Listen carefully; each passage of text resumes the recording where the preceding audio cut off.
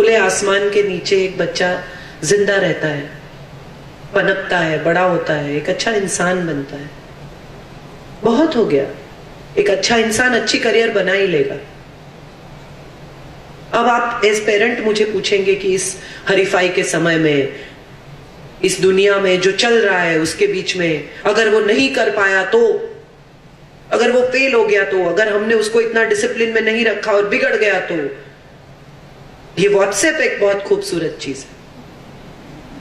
जितने teenage parent, teenage बच्चों के माँ बाप है, उनको तो बराबर पता होगा। आप फोन लगाएं, फोन लगाएं, फोन लगाएं, आपका बच्चा जवाब नहीं देगा। आप एक टेक्स्ट भेजिए, वो तुरंत जवाब देगा। उसका पूरा ध्यान टेक्स्ट पर है। ये फेसबुक स्टेटस अपडेट, अभी एक लड़की ने बहुत अच्छा स्टेटस अपडेट किया था। She was not teenage, little elder, कि सिंड्रेला की जिंदगी में कोई प्रिंस था ही नहीं। She was not interested in the Prince.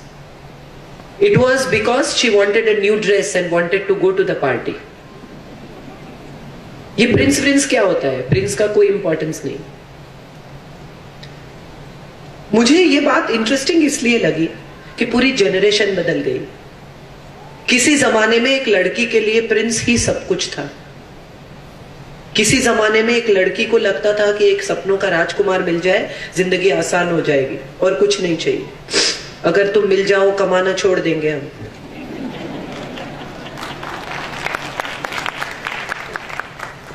आपकी दुनिया में कितना भी अच्छा पति हो, कितना भी समझदार हो, कितना भी कमाता हो, एक लड़की को लगता है मैं क्या कर रही हूं, मेरी आइडेंटिटी क्या है, मुझे पैसे नहीं मांगने उनसे। आप सोचिए, आपकी मम्मी ने कभी ऐसा सोचा है कि पापा से पैसे नहीं मांगने? लड़ झगड़ के मांग लेती थी वो। आज के जमाने में अगर पति ये पूछ ले कि मैंने पिछले महीने 5,000 रुपए दिए थे या पिछले हफ्ते दिए थे, उसका तुमने क्या किया, तो भी बुरा लग जाता है पत्नी को। स्वमान की व्याख्याएं बदल गई, सम्मान की व्याख्याएं बदल गई, जिंदगी की व्याख्याएं बदल गई है, सोच बदल गई। और इस बदलते हुए जमाने में अगर आप as parent every day evolve नहीं करते हैं तो आप पीछे छूट जाएंगे, आपका बच्चा आगे निकल जाएगा।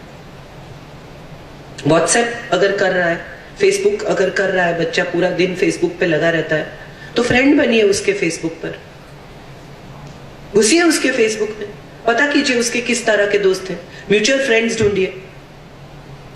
उसको उसी की तरह से पहुंचना होगा। अगर आप ये सोचते हैं कि उसकी एब्सेंस में आप उसका फोन उठाकर देख लेंगे और आपका बच्चा क्या कर रहा है आपको पता चल जाएगा, तो प्लीज ऐसा मत करना, क्योंकि आपके सारे बच्चे अब फोन लॉक करते हैं। बड़ी निराशा होगी आपको वो फोन हाथ में लेकर, क्योंकि आप वो लॉक खोल नहीं पाएंगे और ज्यादा फ्रस्ट्रेट हो जाएंगे। फिर आप पूछेंगे लॉक क्यों करते हो, तो आपका बच्चा आपसे पूछेगा कि तुमने देखने की कोशिश क्यों की। एक नौकर था, उसके मालिक ने उसको सारी चाबियां दे रखी थी घर की। फिर एक दिन वो मालिक बाहर गांव गए, वो लौट के आए तो नौकर ने फेंकी चाबी और उससे कहा कि आप मुझ पर विश्वास नहीं है आपको, आप सब ऐसा दिखाते हैं कि आपने मुझे सारी चाबियां दे रखी है। तो मालिक ने पूछा कि क्यों, ऐसा क्यों लगता है तुम्हें? तो नौकर ने कहा एक भी चाबी लगती नहीं है। तो मालिक ने कहा कि मैं वही देखना चाहता था कि तुम लगा के देखते हो कि नहीं देखते हो। यही मजे हैं जिंदगी के। हम जब अपने बच्चों से डील करते हैं तो हम सोचते हैं कि हमारे बच्चे गिनी पिग हैं। ये डॉक्टर्स और वकील पर मुझे बड़ी हंसी आती है कभी कभी। वो सारी जिंदगी प्रैक्टिस करते हैं। आप पूछिए कि डॉक्टर क्या करते हैं, तो बोले मैं प्रैक्टिस करता हूं। तो मुझे बहुत डर लगता है कि ये परफेक्ट नहीं हुआ अभी, ये हम पर प्रैक्टिस कर रहे हैं। हम भी माँ बाप बनने की प्रैक्टिस करते रहते हैं, पहले बच्चे पर, दूसरे बच्चे पर, तीसरे बच्चे पर। बहुत डर लगता है। और सच बात यह है कि माँ बाप या माता पिता या पेरेंट्स का कोई परफेक्शन है ही नहीं। आप किसी भी माता पिता को दिखा के ये नहीं कह सकते कि ये आदर्श है, ऐसे माता पिता बनो। गांधी जी के बारे में अगर हमें लगता है कि गांधी जी आदर्श है, तो हरिलाल को उसके सामने भी कंप्लेन है। तो इसका मतलब यह है कि कोई माता पिता ऐसे नहीं। जो राष्ट्रपिता है पूरे हिंदुस्तान को जिसने पूरे हिंदुस्तान ने जिसको पिता कहा, उसका खुद का बेटा कहता है कि ये बेकार बाप है। तो कोई माता पिता परफेक्ट नहीं है। इंपॉर्टेंट ये है कि आपकी रिलेशनशिप परफेक्ट हो, आपका रिश्ता परफेक्ट हो, आप एज पर्सन्स परफेक्ट है या नहीं है, उससे आपके बच्चे के अपब्रिंगिंग में कोई फर्क नहीं पड़ता। इंपॉर्टेंट ये है कि आप अपनी फ्लॉज, अपनी गलतियां, अपनी मर्यादाएं उसके सामने खुले दिल से स्वीकार करो।